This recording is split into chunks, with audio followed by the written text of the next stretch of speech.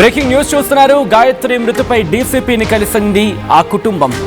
గాయత్రి మృతిపై డీసీపీని కలిశారు తల్లిదండ్రులు. కన్నీరు మున్నీరుగా డీసీపీతో తమ బాధను వెలుబుచ్చుకున్నారు. అనుమానంతోనే తమ కూతురిని శ్రీచరణ్ చంపేశాడు అంటూ ఉన్నారు ఆ పేరెంట్స్. విశాఖ డీసీపీ గీతా మాధురిని కలిసి వివరించారు సత్యవతి సుధాకర్. తమ కూతురిని ప్రతిరోజు చిత్రహింసలకు గురి చేశాడు అని చెప్పి కంప్లైంట్ ఇచ్చారు. డెహ్రాడూన్ పోలీసులతో కలిసి ఎంక్వైరీ చేస్తామని చెప్పారు డీసీపీ. పోస్ట్ మార్టం రిపోర్ట్ ఆధారంగా శ్రీచరణ్ను అదుపులోకి తీసుకునే అవకాశం ఉంది. శ్రీచరణ్ మొదటి నుంచి అనుమానించేవాడు అని అంటున్నారు గాయత్రి చెల్లెలు. శ్రీచరణ్ను ఎన్కౌంటర్ చేయాలంటున్నారు బాధితులు. దీనికి సంబంధించిన బ్రేకింగ్ న్యూస్ చూస్తున్నారు. గత 2-3 రోజులుగా ఈ అంశం ఒక్క మాటలో చెప్పంటే సోషల్ మీడియాను కాదు, సగటు తెలుగు వాటిని, తల్లిదండ్రుల్ని, మరి ముఖ్యంగా ఆడపిల్లనిచ్చిన తల్లిదండ్రుల్ని, ఆడపిల్లని ఇవ్వాలనుకుంటున్న తల్లిదండ్రుల్ని, ఒక కుటుంబాన్ని, ఎంతోమందిని తీవ్ర మనోవేదనకు గురి చేస్తూ ఉంది. ఎందుకంటే పెళ్లి చేసుకుని ఏడాది కూడా గడవలేదు, వీళ్ళకి పెళ్ళి ఏడాది కూడా గడవలేదు. కానీ ఇంతలోనే ఇంతటి దారుణం చోటు చేసుకోవడం, మరి ఇద్దరూ చదువుకున్న వాళ్ళే, ఇద్దరు ఉద్యోగస్తులే, ఇంత జరుగుతూ ఉంటే, అంటే భర్త ఇంతటి ఇబ్బంది పెడుతూ ఉంటే ఎందుకు భరించింది? పెళ్ళైన ఏడాదే కదా అని చెప్పి తల్లిదండ్రులు చెప్పే ప్రయత్నం చేశారా? గాయత్రి మృతిపై ఇప్పుడు డీసీపీని కలిశారు తల్లిదండ్రులు. అనుమానంతోనే తమ కూతురిని శ్రీచరణ్ చంపేశాడు అంటున్నారు ఆ పేరెంట్స్. విశాఖ డీసీపీ గీతా మాధురిని కలిసి వివరించారు సత్యవతి సుధాకర్. తమ కూతురిని డైలీ చిత్రహింసలకు గురి చేసేవాడని చెప్పి ఫిర్యాదు ఇచ్చారు. డెహ్రాడూన్ పోలీసులతో కలిసి ఎంక్వైరీ చేస్తామని చెప్పారు డీసీపీ. పోస్ట్ మార్టం రిపోర్ట్ ఆధారంగా శ్రీచరణ్ను అదుపులోకి తీసుకునే అవకాశం ఉంది. శ్రీచరణ్ మొదటి నుంచి అనుమానించేవాడంటూ ఉన్నారు గాయత్రి చెల్లెలు. ఒకసారి డీటెయిల్గా మాట్లాడుకుందాం. ఇటు డీసీపీని కలిసిన సందర్భంలో ఏ అంశాలు చెప్పుకొచ్చారు, అసలు ఏం జరిగింది, డీటెయిల్ ఇన్ఫర్మేషన్ అందించేందుకు మా ప్రతినిధి రామచంద్రరావు సిద్ధంగా ఉన్నారు. రామచంద్రరావు, డీసీపీని కలిసిన నేపథ్యంలో తల్లిదండ్రులు ఏమని కంప్లైంట్ ఇచ్చారు? సచిన్, ఈరోజు ఉదయం విజయనగరం జిల్లా మామిడిపల్లి నుంచి వారి కుటుంబ సభ్యులు విశాఖపట్నం రావడం జరిగింది. నిజానికి వీరు విశాఖపట్నంలోని చిన్నముషిడివాడ ప్రాంతంలో నివాసం ఉంటున్నప్పటికీ వారి తాతగారి ఇల్లు అక్కడ కావడంతో అక్కడ అంత్యక్రియలు జరిగాయి. అయితే ఆ అంత్యక్రియల కార్యక్రమానికి శ్రీచరణ్ కూడా హాజరవడం జరిగింది. అయితే మొదటి నుంచి కూడా కొన్ని అనుమానాలు ఉన్నప్పటికీ కూడా ఈ మరణం విషయంపై ఆ సమయంలో ఏదైతే డెహ్రాడూన్ ముస్సోరీ దగ్గర ఈ సంఘటన చోటు చేసుకుంది, ఆ సమయంలో వారు ఒక్కసారిగా కుటుంబ సభ్యులు షాక్ గురయ్యారు. అయితే నిన్న అంత్యక్రియలకు హాజరైన సమయంలో సహజంగా ఎవరైనా మరణించినట్లయితే, అలాగే ఒక 23 ఏళ్ల అమ్మాయి చనిపోయినట్లయితే సహజంగా అందరూ బాధపడడం, కన్నీరు పెట్టడం, ఇట్లాంటి అంశాలు ఉంటాయి. కానీ శ్రీచరణ్ లో ఎలాంటి వేరే స్పందన కనిపించకపోవడంతో ఒకసారిగా గ్రామస్తులు కొంత అనుమానాలు వ్యక్తం చేశారు. అయితే అప్పటికే ఎవరైతే తల్లిదండ్రులు ఉన్నారో, ప్రధానంగా మాధురికి సంబంధించిన, గాయత్రికి సంబంధించిన తల్లిదండ్రులు ఇటు సుధాకర్, సత్యవతి అనుమానాలు వ్యక్తం చేశారు. గతంలో కూడా ఆమెను తరచూ వేధించడం, అనుమానించడం, అన్నిటికంటే మించి ఆమె కదలికలపై ఒక నిఘా పెట్టడం, అలాగే ఆమె హ్యాండ్ బ్యాగ్ లో ఒక ట్రాకర్ పెట్టడం, జీపీఎస్ సిస్టమ్ పెట్టడం, ఇట్లాంటివన్నీ కూడా ఒక తీవ్ర స్థాయిలో ఒక మానసికంగా ఒక సైకో మాదిరిగా వివరించారన్న అభిప్రాయం కూడా వారిలో వ్యక్తమైంది. ఈ అంశాలన్నీ కూడా డీసీపీకి వివరించారు. అయితే ప్రస్తుతం ఆ కేసు వ్యవహారం అంతా కూడా ఉత్తరాఖండ్ లోని డెహ్రాడూన్ పోలీస్ స్టేషన్ పరిధిలో కొనసాగుతుంది. 2 రోజుల క్రితం పోస్ట్ మార్టం జరిగింది. ఆ పోస్ట్ మార్టం నివేదిక కూడా రావాల్సి ఉంది. అయితే పోస్ట్ మార్టం నివేదిక ఆధారంగా కూడా చర్యలు తీసుకుంటామని చెప్పడం జరిగింది. అట్లాగే డీసీపీ కూడా కొన్ని సూచనలు చేశారు. సహజంగా ఏదైనా మరణం అట్లాంటి అంశాలు ఉంటే ఏ పోలీస్ స్టేషన్ పరిధిలో జరిగితే ఆ పోలీసుని సంప్రదించాలి. అయితే దూరంగా ఉన్నట్లయితే దానికి విచారణకి తాము కూడా విచారణ చేపడతామని చెప్పడం జరిగింది. ఈ కేసులో వారి దగ్గర ఉన్న కొన్ని ఆధారాలు మాత్రం డీసీపీకి ఇవ్వడం జరిగింది. మనకున్న సమాచారం బట్టి పోస్ట్ మార్టం నివేదిక 1-2 రోజుల్లో, బహుశా రేపు మధ్యాహ్నం కానీ ఎల్లుండి కానీ వచ్చే అవకాశం ఉంది సచిన్. దాని ఆధారంగా ఇప్పటికే శ్రీచరణ్ విశాఖ చేరుకున్నాడు. ఈ అంత్యక్రియల కార్యక్రమంలో కూడా పాల్గొనడం జరిగింది. అయితే ఇక్కడ ఒక ట్విస్ట్ ఏంటంటే, ఎవరైతే రాధా గాయత్రి ఉందో, రాధా గాయత్రి సహజంగా అంత విధించినప్పుడు అత్తమామలు సహకరించాలి. సాధారణ కొన్ని సందర్భాల్లో జరుగుతుంటాయి. నేను ఇక్కడ భిన్నంగా అత్తమామలు మాత్రం పూర్తిగా ఒక కన్న కూతురు మాదిరిగా చూస్తున్నారు. వారిపై ఎలాంటి అనుమానాలు ఎట్లాంటి ఆరోపణలు కూడా చేసే పరిస్థితి లేదని కూడా చెప్పడం జరిగింది ఆ కుటుంబ సభ్యులు. అట్లాగే ఈ రోజు చూసుకుంటే వారి కుటుంబ సభ్యులు ఈ అంత్యక్రియలు దాన సంస్కారాల్లో కూడా పాల్గొన్నారు. అంటే తెలుగుదేశం నుంచి కూడా శ్రీచరణ్లో ఒక మానసికంగా ఒక విద్వేషం, అనుమానాలు ఇట్లాంటి అంశాలు ఉండవంటే ఈ మరణంపై తమకు అనుమానాలు ఉన్నాయి. ఖచ్చితంగా ఈ హత్య అని కూడా వాళ్ళ ఆరోపణలు చేయడం జరిగింది. దీనిపై పోలీసుల విచారణ కొనసాగుతుంది. పోస్ట్ మార్టం నివేదిక ఆధారంగా కూడా కేసు మరింత పురోగతి సాధించే అవకాశాలు కనిపిస్తున్నాయి. సచిన్. రైట్ రామచంద్రరావు, ఒక్కసారి ఆ తల్లిదండ్రుల స్థానంలో ఉండి ఆలోచించండి.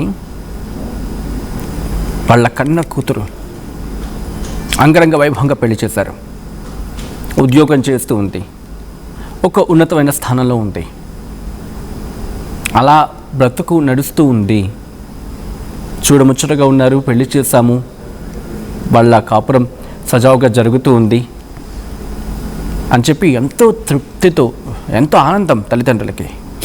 I'm sorry. ఇలా జరుగుతూ ఉన్నప్పుడు కూతురికి చిన్న గాయమైతేనే తల్లిదండ్రులు తట్టుకోలేరు. ఏ కన్న తండ్రికైనా ఏ కన్న తల్లికైనా. అటువంటిది కూతురు ముక్కెంబడి నూరెండ్ అంటే రక్తం వచ్చిందంటే ఎంత ఘోరం జరిగి ఉంటుంది ఆ రోజు రాత్రి. ఆ తల్లిదండ్రులు కంప్లైంట్ ఇచ్చిన సందర్భంలో ప్రతిరోజు టార్చర్ చేసేవాడట. ఎంత అనుమానం ఉంటే భార్య బ్యాగ్లో GPS ట్రాకర్ పెడతాడండి. అంతే కదా. ఇతను చంపాడా లేకపోతే వేరే వాళ్ళ చేత ఏమైనా చేయించాడా, ఇదంతా ఇన్వెస్టిగేషన్లో బయటకు వస్తుంది, రావాలి కూడా. లేకపోతే ఇతరత్ర కారణాలు ఉన్నాయా, ఇవన్నీ పోస్ట్ మార్టంలో బయటకు వస్తాయి. మీరు చూడొచ్చు GPS ట్రాకర్ది. గాయత్రి బ్యాగ్లో ట్రాకరా ఎవరు పెడతారు? ఎవరికి అవసరం? కొన్ని గాయత్రి తనంత దానికి ఏమైనా పెట్టుకుంటే భర్తకు తెలియాలిగా, అప్పుడు ఈ వ్యక్తి చెప్పాలిగా, లేకపోతే కుటుంబ సభ్యులు తెలుస్తుందిగా. అలవాటు ఉంటే నిన్న కాక మొన్నే కదా పెళ్ళయింది, అంటే లాస్ట్ ఇయర్ నవంబర్లో అనుకుంటా, సబ్జెక్ట్ ద కరెక్షన్. హార్డ్లీ అంటే 7 నెలలు కూడా తిరగలేదు. ఇద్దరు చదువుకున్నారు. అనుమానం, ఎంత అనుమానం. మన దగ్గర మాట ఉంటుంది, అనుమానం పెరుగుతూ అని చెప్పి. అనుమానానికి మించిన రోగం ఇంకోటి ఉంటుందా?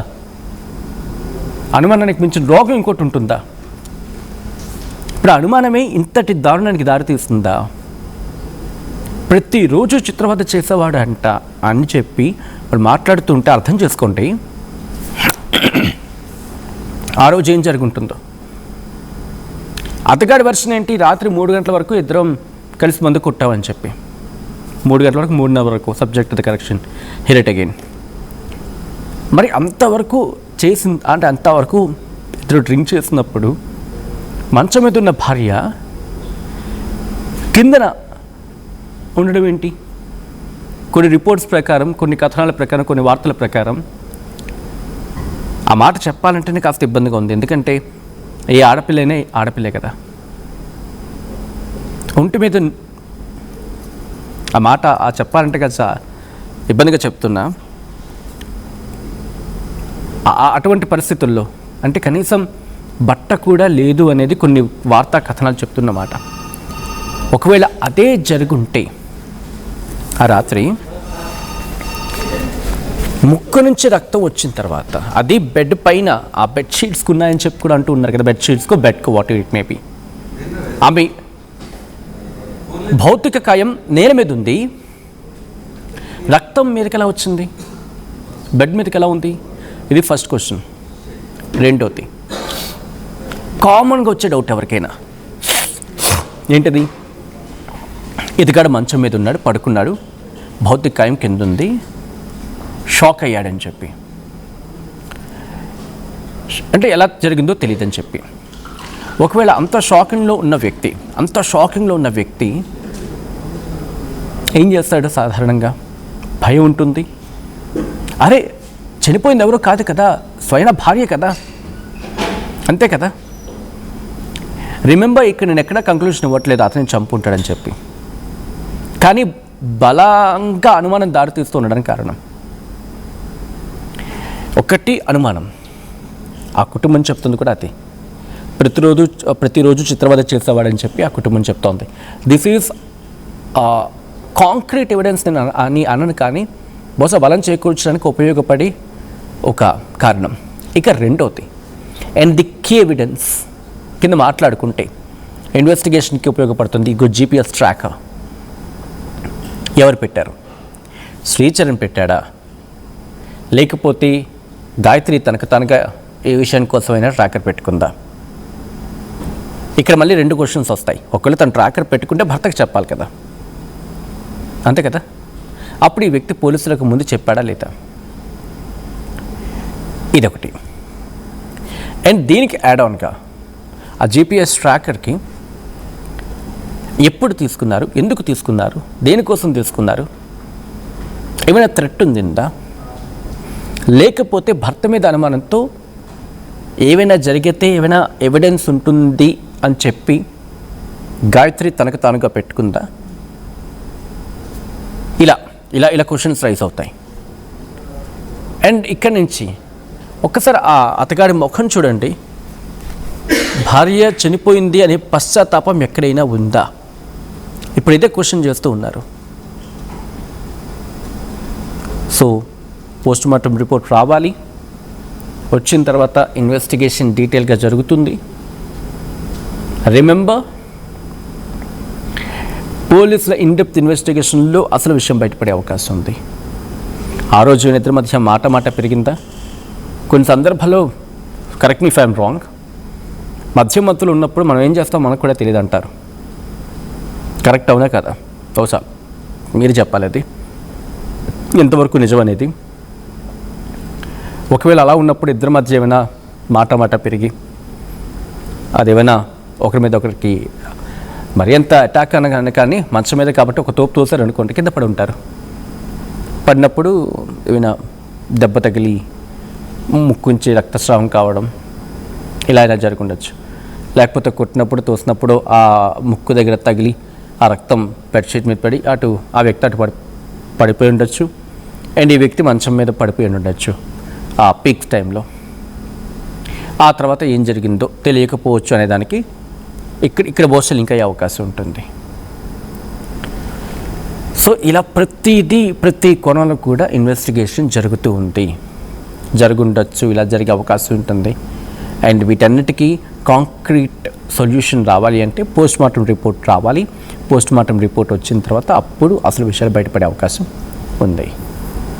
బట్ బిఫోర్ దట్ ఈ కథను మిమ్మల్ని కాస్త కలవరపరచవచ్చు. దీనికి సంబంధించి తగిన జాగ్రత్తలు తీసుకోవాలని RTV సూచించడం జరుగుతోంది.